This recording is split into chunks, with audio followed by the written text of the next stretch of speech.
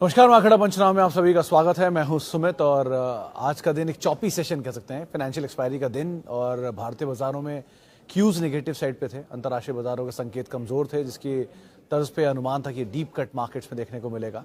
लेकिन कल second half में नैस्डैक की रिकवरी और सुबह एसजीएक्स निफ्टी की रिकवरी, इन दोनों के दम पर इंडेक्स की शुरुआत फ्लैट हुई और धीरे धीरे बिकवाली बढ़ी। एक समय पर 16,850 को इंडेक्स ने हिट किया, जो कि आज का क्रूशियल जोन भी था, क्योंकि वहीं से ही अनुमान था कि बाजार शायद घूमेगा। और वहाँ से एक रिकवरी आई, इंडेक्स ने एकाएक रिकवरी दिखाई, 17,000 के ऊपर गया, 17,070 तक भी गया। फिर पूरे दिन वॉलेटिलिटी रही, 20 पॉइंट ऊपर, 30 पॉइंट नीचे, 50 पॉइंट ऊपर, 50 पॉइंट नीचे। इसके बीच में इंडेक्स घूमता घूमता, लेकिन लास्ट आवर तक आते आते थोड़ी बहुत बाइंग, और बाइंग के बीच में मिड कैप में बाइंग, स्मॉल कैप में बाइंग। एनर्जी शेयर आज जोरदार तेजी में, ऑब्वियसली बात है, क्रूड का फॉल इम्पैक्ट कर गया तमाम ओएमसीज के लिए, बीपीसीएल, एचपीसीएल, आईओसी अच्छी तेजी में।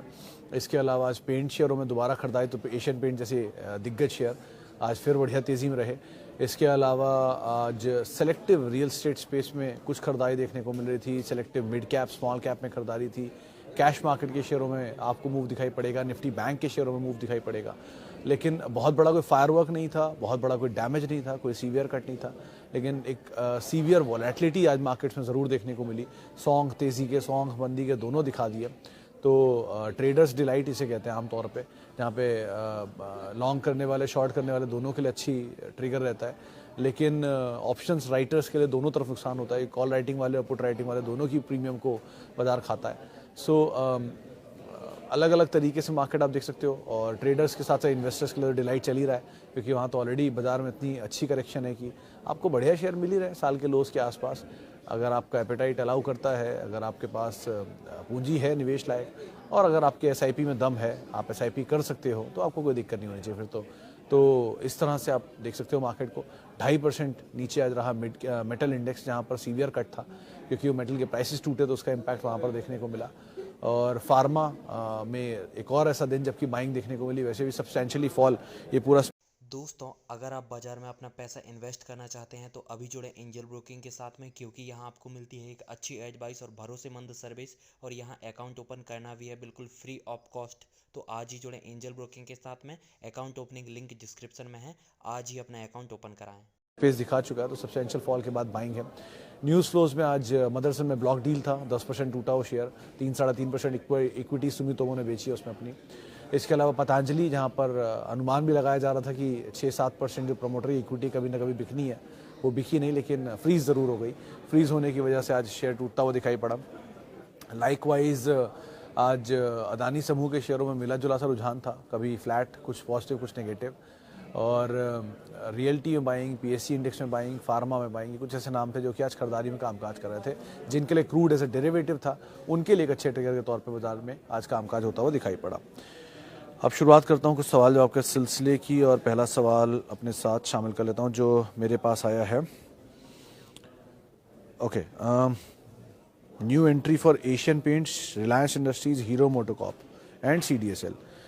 सर, एशियन पेंट तो ऑलरेडी आप वो समय गवा चुके हो, जब वो 2500 के आसपास आया था, जब पैनिक एट पीक था, तब वो थोड़ी बहुत तेज़ी आ चुकी है। तो अगर आपका होराइजन लॉन्ग टर्म का है और अगर आपकी पोजीशन से नीचे है शेयर, तो आप ज़रूर एंटर कर सकते हो। रिलायंस इंडस्ट्रीज़ के लिए साल का लो, अब इससे नीचे क्या मिलेगा, और नया साल का लो हिट करेगा, तो आप वहाँ भी एंटर कर जाना। बट द प्रॉब्लम इज़, आप ये मत सोचना कि कोई भी पोजीशन को आउट राइटली उतरना है। कोई भी कभी भी पोजीशन आउट राइटली नहीं उतरी जाती, थोड़ा करके आप एक्यूमुलेट कर सकते हैं। ऐसे ही बाजार जो होते हैं वो अपने पोर्टफोलियो बिल्ड करने के लिए होते हैं। कुछ लोगों को ये भी लगेगा कि शायद 1.5-2 साल से इंडेक्स में रिटर्न नहीं आया, तो ऐसा क्यों, लेकिन ऐसा नहीं है। 1.5-2 साल में बहुत सारे शेयर चले भी हैं, और ऑब्वियसली बात है 15 से 20% बाजार को रिटर्न देना है। 50% दे चुका है, तो 2 बार में एडजस्ट तो करेगा ही ना, 2 साल में 15 से 20% हो जाएगा वापस। सो रिटर्न तो वही आना है, आ जाएगा, नहीं तो कल आएगा, नहीं तो परसों आएगा, लेकिन आना उतना ही है। सो आप कॉल ले सकते हो उसके अकॉर्डिंग। और रही बात बाकी दो नामों में से, तो hero MotoCorp and Bajaj auto can be a good option, but Bajaj auto एक बार को प्रेफरेबल चॉइस रहेगी इस सिचुएशन में, जब बाजार बहुत नीचे आता है तो उनकी ईल्ड बेटर हो जाती है, जो डिविडेंड ज़्यादा पे करती है उनकी, तो उनकी डिविडेंड ईल्ड वाले स्टॉक्स को आप प्रेफर करो या पिक करो, ज़्यादा बेटर है इंस्टेड ऑफ कम डिविडेंड वाली कंपनियों का। तो आपको डिविडेंड भी मिल जाएगा और ग्रोथ थोड़ी स्टेबल हो जाएगी। तो उनको भी आप देख सकते हो मिक्स ब्लेंड के लिए, कुछ ग्रोथ स्टॉक, कुछ डिविडेंड स्टॉक। तो उसमें अगर आप चाहो तो एक बार को बजाज ऑटो को भी देख सकते हो, अदर देन हीरो मोटोकॉर्प। इसके अलावा how much % cash should be deployed at current level to buy the dip, that all depends on Dixit साहब आपके एपेटाइट पर। अब मान लीजिए आपका 100 रुपये का एपेटाइट था और आप 20 रुपये डिप्लॉयड थे, तो आपके पास 80 बचा है, तो 80 का 20 मतलब नेक्स्ट 20 या 80 का 1/4 हिस्सा आप डालने के लिए अब तैयार हो। वर्स्ट केस के लिए 20 रखना होता है, और 20 तो अपने पास कैश रखना ही होता है हमेशा। कभी पूरा पोर्टफोलियो 100% नहीं हो सकता आपका जिसमें आप पूरा का पूरा 100% डिप्लॉय कर दो, इम्पॉसिबल है, ये कभी मत करना। हमेशा 20% कैश रखना। It is not because of ये situation, it is because of your personal emergency.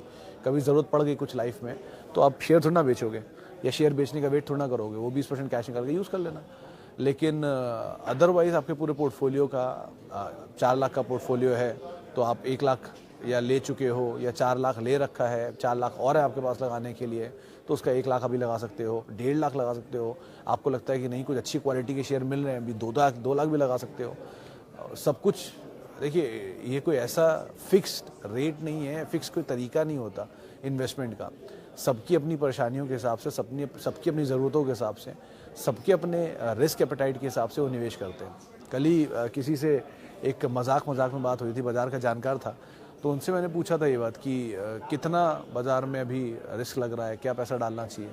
तो उसी ने बोला था कि नमक स्वादानुसार और बाज़ार में मुनाफा रिस्क अनुसार, ऐसा ही होता है। तो आप अपने हिसाब से रिस्क लोगे, अपने हिसाब से मुनाफा लोगे। तो आप एपेटाइट देखो अपना, आप कितना झेल सकते हो, उसके हिसाब से आप डालो।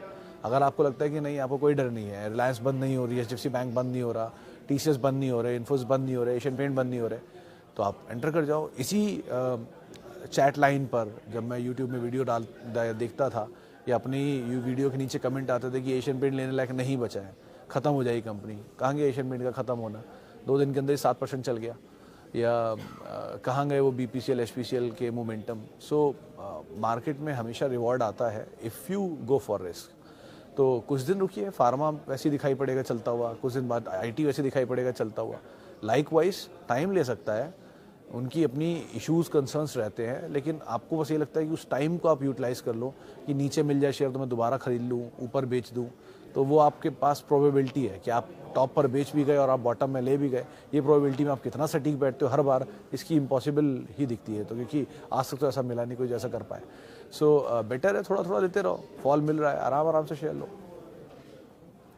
FI share holding in TCS is 13% and in Infosys 36% approximately. Will TCS fall lesser than Infosys if global crisis intensify and FI sells more? Anil sir देखिए, FIs की होल्डिंग TCS में इसलिए कम है कि प्रमोटर की होल्डिंग ज़्यादा है। वहाँ 68% प्रमोटर की होल्डिंग है, और 68 या 48% प्रमोटर होल्डिंग है, मैं दोबारा क्रॉस चेक कर दूंगा, लेकिन प्रमोटर होल्डिंग वहाँ बहुत ज़्यादा है। इन्फोसिस में प्रमोटर होल्डिंग नहीं है। 5 पार्टनर्स ने शुरू की हुई कंपनी थी, 5 पार्टनर के पास अब 1.5% स्टेक बचा है, तो मोल 7-8% प्रमोटर का होल्डिंग है। बाकी सारा होल्डिंग इंस्टीट्यूशंस के पास है, जिसमें LICs हैं, जिसमें बैंक्स हैं एंड इंश्योरेंस कंपनीज हैं। सो अब रही बात, अगर FIs की सेलिंग इंटेंसिफाई होती है तो वो TCS इन्फोसिस नहीं बेचेंगे। FIs की सेलिंग इंटेंसिफाई होती है तो वो उन शेयरों को बेचेंगे जो कि मिड कैप में उनके पास है।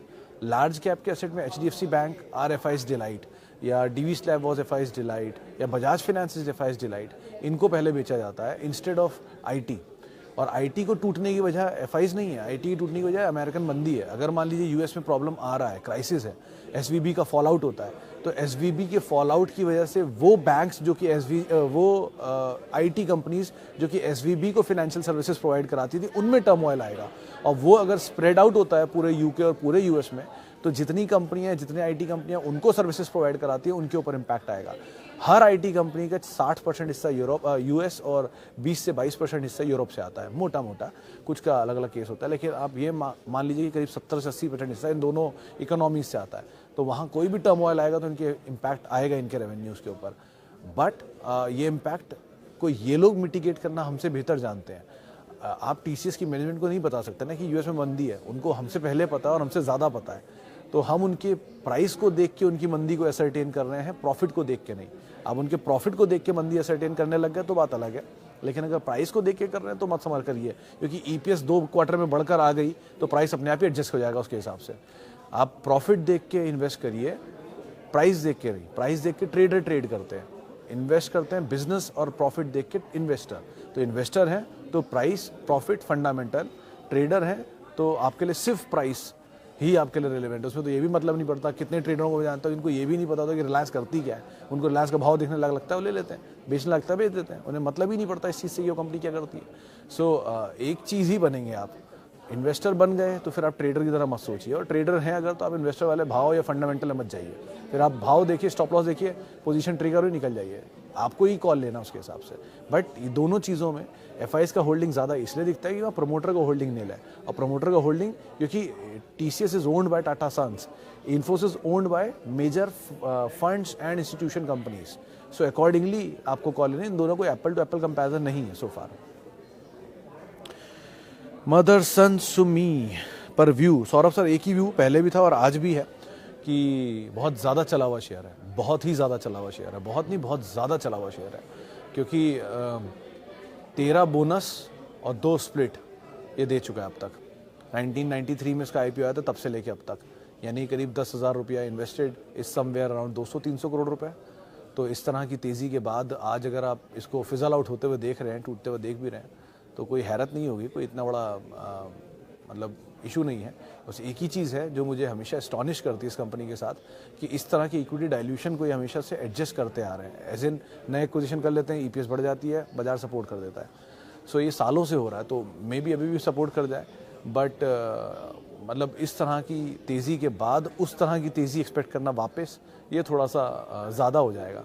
आप खुद ही सोचिए ना, कोई बड़ी तेज़ी दिखा चुका है कोई स्टॉक, और वो उसके बाद वहाँ से मल्टीपल बैगर बन चुका है 10,000 टाइम्स या 20,000 टाइम्स या 1 लाख टाइम्स, और उसके बाद आप उससे 1 लाख टाइम्स होने की उम्मीद रखें, ये गलत होगा।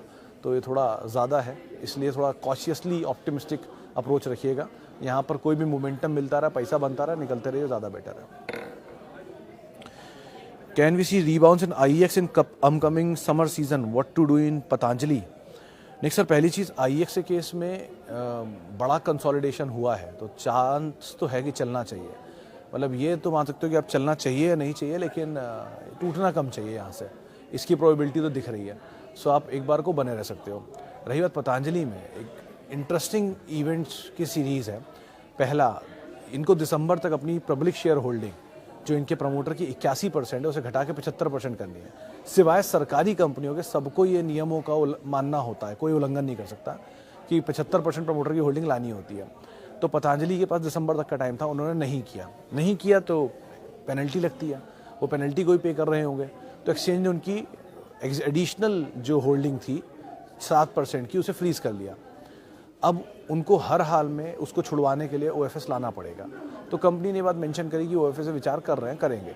अभी कुछ देर पहले, 10-15 मिनट पहले एक बयान आया जो बाबा रामदेव की तरफ से था कि वो अप्रैल में एक ओएफएस ला सकते हैं, उस पर विचार कर रहे हैं। ये अभी हालांकि पुख्ता नहीं हुई, लेकिन खबर आ गई है। सो इस तरह के न्यूज़ फ्लो आ रहे हैं, इसका मतलब ओएफएस आएगा, और जैसे ही ओएफएस आएगा प्रीमियम पे ही आना चाहिए, वरना पुराने पे कौन ओएफएस लेगा। तो इसीलिए मेरे ख्याल से तो बने रहिए। 880 क्रूशल स्टॉप लॉस है, 860 मान ली चलिए क्रूशल स्टॉप है, इसको आप ज़रूर ध्यान रखिएगा। हिंदुस्तान फूड्स, मास्टर ये फंसे नहीं है उसमें आप, क्योंकि ये लो वॉल्यूम स्टॉक है और मतलब कंपनी अच्छी है, आउटसोर्स प्रोडक्ट बनाती है। हिंदुस्तान यूनिलीवर या एफएमसीजी प्रॉक्टर, इन सब के लिए आउटसोर्स प्रोडक्ट्स बनाती है। 2 कंपनी अच्छी है, लेकिन एक तरफ से चला था, उसमें बोनस भी आया शायद एक, और दूसरी तरफ ये लो वॉल्यूम स्टॉक है, तो थोड़ा उसका ध्यान रखिएगा। ऑप्टिमिस्टिक स्टांस ही रहेगा, बट कॉशियसली ऑप्टिमिस्टिक स्टांस रखिए, वो ज़्यादा बेटर है। डेली फार्मा स्टॉक्स एवरेज करता हूँ, डेली गिर रहा है। I have Divi's, bio, Reddy, gland, Pfizer, Sanofi, Zydus. Long term के लिए Divi's, Reddy, Pfizer, Sanofi, gland, इनको आप होल्ड कर सकते हो। जाइडस भी ठीक है, बायोकॉन भी ठीक है। कंपनियां कोई भी खराब नहीं चुनी आपने, बस वो भाव थोड़े ऊपर नीचे। और मेरे ख्याल से डिविस, ग्लैंड तो नीचे नहीं है, ग्लैंड तो 2 दिन में 1300, 1200, 1250 आ गया। और रही बात डिविस की, डिविस भी 2 दिन में चला है, आज भी चला था, कल भी चला है। सर देखिए, फार्मास्यूटिकल की स्टोरी वैसे भी लॉन्ग टर्म होती है, वो एक दिन की स्टोरी नहीं बन सकती, क्योंकि फार्मा एक ऐसे प्रोडक्ट्स में डील करता है जिनमें सालों तक रिसर्च चलती है, उसके बाद उनके प्रोडक्ट आते हैं, उनकी कितने तक डिमांड रहती है पता नहीं। कोविड की दवाइयों में इतनी मेहनत लगी, इतना सब कुछ हुआ, गायब हो गई दवाइयाँ। सो बहुत कुछ डिपेंड करता है। और R&D पे मेजर खर्च होता है इनका। बायोकॉन जैसी कंपनियां मेजर थ्रस्ट होता है इनका R&D पे। कुछ तो इनकी लीडर्स होते हैं सनोफी एंड एबट टाइप के, तो वो तो जेनरिक को सप्लाई करते हैं और फिर उसकी फीस पे काम करते हैं। सो ऐसे अलग अलग प्रोडक्ट, अलग अलग प्रोफाइलिंग होती है। आपको ये देखना होगा आप कॉल कैसा लेना चाह रहे हो, बट कंपनी क्वालिटी में कोई इशू नहीं है। सो आप टाइम दे सकते हो तो बने रहो। लॉन्ग टर्म स्टोरी है तो एटलीस्ट आपको कुछ टाइम तो देना ही पड़ेगा यहाँ पर। ओके, और can I average Cipla, Infosys, Reliance, HDFC bank, D-Mart? सारी क्वालिटी है, मतलब सिद्धार्थ सर, सिप्ला भी, इन्फोसिस भी, रिलायंस भी, HDFC बैंक भी एंड डी-मार्ट भी। आप पांचों में एवरेज कर सकते हो, थोड़ा थोड़ा करना। आज सुबह ही वो गौरांग सर से बात हो रही तो उन्होंने भी ये बात मेंशन करी कि आपकी जो भी एपेटाइट हो, 100 रुपया अगर आपकी एपेटाइट है तो 20 रुपया यहाँ डिप्लॉय कर सकते हो। रिलायंस को तो उन्होंने कहा था कि 10 का, मतलब सवाल ये था कि 10 शेयर हैं और कितने ले सकता हूँ, तो उन्होंने डबल कहा कि 20 ले लीजिए। ये गौरांग सर का व्यू है, क्योंकि मैं डिस्क्लेमर दे रहा हूँ कि चैनल का प्रभुत्व और प्रबंधन रिलायंस इंडस्ट्रीज़ के पास है। लेकिन बेटर यही है कि आप इस तरह ही कंपनियों में जो भी क्वालिटी आपने, सारे नाम लिए, सब क्वालिटी हैं और आप सब में एवरेज कर सकते हो, ऐसा कोई इशू नहीं है। बट एवरेज का quantum would be a bit less side पर, ताकि जो आपकी कॉस्ट है वो नीचे की तरफ आराम से आती रहे। बाजार यहाँ से ऊपर जाएगा, प्रोबेबिलिटी अभी पता नहीं, नीचे जाएगा इसकी प्रोबेबिलिटी पता नहीं। लेकिन दोनों ही केसेस में आप इसके लिए तैयार रहो कि यहाँ से अगर नीचे जाएगा तो आप और एवरेज करने की सिचुएशन में रहो। इसीलिए आप उस हिसाब से यहाँ पे कॉल लेना। खाली तेज़ी ही मत सोचा करो, मंदी आए तो आपके पास पोजीशन हो और ऐड करने की, इसके एपेटाइट बनाना। आराम से ऐड करना, कोई जल्दी नहीं है। बाजार पहले भी था और बाद में भी रहेगा, बट क्वालिटी जिनको आपने चेक किया है वो क्वालिटी ठीक है। Please arrange top to bottom, Birlasoft, Zensar, Newgen. हे भगवान, इनमें सिर्फ Zensar and blue, Birlasoft, Newgen को तो रखूंगा ही नहीं। और उनमें भी आप दो हैं तो कोई भी ऑर्डर ले लीजिए, बट दोनों मोमेंटम है, दोनों मिड कैप है, तो ज़रा ध्यान संभल के कॉल लीजिएगा। और मुझे ये नहीं पता कि आपके पोर्टफोलियो में IT में लार्ज कैप है कि नहीं है, लेकिन अगर लार्ज कैप नहीं है और सिर्फ यही है तो आप गलत कर रहे हैं। अगर आपके पास लार्ज कैप है तो आप एक बार को इन दोनों में पोजीशन ले सकते हो, लेकिन ज़्यादा बेटर 222 235 के जोन पे बिरला सॉफ्ट, जेंसार, जितना ज़्यादा करीब मिले उसके उतना अच्छा। और बिरला सॉफ्ट दूसरा नाम, जो भी आप मोमेंटम के लिए प्ले करोगे। लॉन्ग टर्म के लिए बिरला सॉफ्ट बड़ी तेज़ी दिखा चुका है और जेंसार काफ़ी टूटा हुआ है, तो एक बार को जेंसार में प्रोबेबिलिटी है थोड़ा चलने की। Devyani, should I book loss? Kaushik sir, मेरा एक ही सजेशन होता है कि अनटिल आपने कभी भी इस कंपनी में पैसा डाला होगा तो या तो 1 साल, 2 साल, 3 साल के लिए डाला होगा। इन्वेस्टर हो तो, ट्रेडर हो तो 1 महीना, 2 महीने के लिए डाला होगा। ट्रेडर हो तो आपने स्टॉप लॉस रखा होगा। नहीं है लॉन्ग टर्म इन्वेस्टर हो तो आप एवरेज करने के एपेटाइट रखते होंगे। और दोनों ही केसेस में अगर आप लॉन्ग टर्म हो या शॉर्ट टर्म हो, आपने पैसा अपना ही डाला होगा, तो अपना पैसा है, कंपनी प्रॉफिट मेकिंग है तो एंटर करने कोई दिक्कत नहीं है बने रहने में। कंपनी लॉस मेकिंग है और अपना पैसा भी है तो आप निकल सकते हो। सो फार देवयानी शायद प्रॉफिट मेकिंग है, क्योंकि लास्ट 2 क्वार्टर में इनके प्रॉफिट आया था, तो अभी तो आप बने रहो। वो बात अलग है कि IPO का ओवर हैंग है, 1 आध साल रहेगा भी है, लेकिन ठीक है, आप लॉस मत बुक करो एटलीस्ट। इस सिचुएशन में अगर आपने अपना पैसा डाला है बाजार में और आप प्रॉफिट मेकिंग कंपनी में और किसी बड़ी कंपनी में हो जिनका नाम आप अच्छे से सुनते हो, जानते हो, तो उसमें लॉस बुक करने की कोई ज़रूरत नहीं है आपको, क्योंकि ऑलरेडी काफ़ी ज़्यादा बिकवाली आप देख चुके हो। आपको लगता है कि यहाँ बेच के आप नीचे ले लोगे, तो क्या भरोसा कि आप नीचे ले पाओगे या नहीं। रिलायंस को आज लेने में लोग सोच रहे हैं इस तरह के फॉल के बाद, तो आप खुद ही सोचो कि क्या ही हालत होगी जब और नीचे आएगा। मान लो कल रिलायंस 1500 आ गया तो आप तो और घबराओगे। सो वो तो पीक पर जाएगा जब फियर, तभी ये शेयरों के दाम ऐसे मिलेंगे। तो वो पीक झेलना भी तो सबके बस की बात नहीं है ना। सो इसीलिए आप ऐसा कुछ मत करो, आराम से रहो। और अगर आपको कुछ नहीं समझ में आ रहा है बाजार में, तो आप ये कर सकते हो कि Nifty ETF, IT ETF, bank Nifty ETF या IT म्यूचुअल फंड्स, इनको आप ले सकते हो। और आप अपनी SIPs के साइज़ अब डबल कर सकते हो, SIPs के साइज़ बढ़ा सकते हो ईच टाइम इंडेक्स का फॉल। मान लीजिए आपने इंडेक्स 18,000 पे लिया था और इंडेक्स आज 16,000 आ रहा है, तो आपके इंडेक्स में करीब 10% का फॉल आ चुका है, तो अपनी SIP को आप 10% बढ़ा सकते हो। ईच टाइम SIP में जो फॉल बढ़ रहा है उतने % आप अपनी SIPs को और इंक्रीज़ कर सकते हो। एक अच्छा कैलकुलेशन हो सकता है आपके लॉन्ग टर्म होराइजन को देख के। म्यूचुअल फंड की SIP हो या शेयरों की SIP हो, इस कैलकुलेशन के थ्रू आप जा सकते हो। एक कैलकुलेशन का हिस्सा ये हो सकता है, लेकिन all depend on your personal capacities and personal risk appetite and personal goal. सब कुछ सर सबका पर्सनल है। आपको गाड़ी लेनी है, आपको घर लेना है, आपको शादी करनी है, बच्चों की फ्यूचर सेट करना है, करोड़पति बनना है, सबका जो भी फ्यूचर वो होगा एपेटाइट या रिस्क या गोल, उसके हिसाब से आप कॉल लीजिए, वो ज़्यादा बेटर है। लास्टली जुबिलेंट इनग्रेविया में ले सकते हैं पोजीशन, क्योंकि ये मास्टर एक रिसेंटली एक मीट हुई थी, उसमें पीएल की तरफ से एक रिपोर्ट आई थी, उसमें इन्होंने लॉन्ग साइड पे बोला है, कहा कि इसका अगले साल से सिचुएशन बेटर साइड पे होना चाहिए कंपेरेटिवली इस साल के। तो आप अगर समय दे सकते हो तो थोड़ा थोड़ा ऐड कर सकते हो। जुबिलेंट इनग्रेविया की मैं बात कर रहा हूँ। Godrej properties 50 share 1315, IIFL securities 100, दोनों में सर आदित्य जी दोनों ही बहुत तेज़ी के शेयर हैं। गोदरेज में आप बने रह सकते हो और प्रॉफिट भी मिल जाएगा आपको यहाँ पे, और IIFL में मोमेंटम मिले, तेज़ी मिले, निकल जाओ, ज़्यादा बेटर है। एक शीट अभी मैं शेयर करने वाला हूँ, मैं बना के ही आया हूँ, उसमें क्या रहेगा कि जो शेयर हाई से टूटे हैं वो कंपनियां जो कि मोनोपोली जैसी ओन करती हैं या डोमिनेंट प्लेयर हैं अपने अपने बिजनेस में, उनके शेयर कितने टूटे हैं और उनके वैल्यूएशन पीक से कितने फिसल चुके हैं। अच्छे नाम हैं, उनको भी आप देख सकते हो। आप पे बहुत सारे सवाल उसी में मिल जाएंगे आपको। HDFC life, HDFC AMC, HDFC life से बेटर HDFC लाइफ बेटर है, HDFC AMC, लेकिन AMC भी बहुत टूटा हुआ है, तो आप दोनों ही देख सकते हो। एवरेज करने लायक तो लग रहे हैं AMC भी और लाइफ भी, बट थोड़ा होराइजन बढ़ाना पड़ सकता है। बट AMC से बेटर सो फार लाइफ दिखाई पड़ रहा है, ज़्यादा टूटा लाइफ है। ओके, SBI, अमित सर आराम से, you can buy, you can hold, you can accumulate, whatever call you have, you can accordingly take a call on this. चलिए फिलहाल अब इतने सवालों को शामिल करूंगा। माफ़ी उन सभी लोगों से जिनसे आज मैं बातचीत नहीं कर पाया, और बहुत बहुत शुक्रिया उन सभी लोगों का जिन्होंने हमसे सवाल पूछे। आपसे अब मुलाकात होगी कल शुक्रवार के दिन, हफ्ते के आखिरी कारोबारी सत्र में।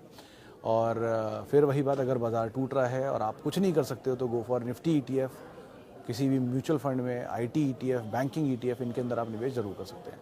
आप मेरे से जुड़ सकते हैं @सुमित रिसर्च मेरा ट्विटर हैंडल है, और किसी भी निवेश से पहले अपने वित्तीय सलाहकार की राय जरूर ले लें। नमस्कार।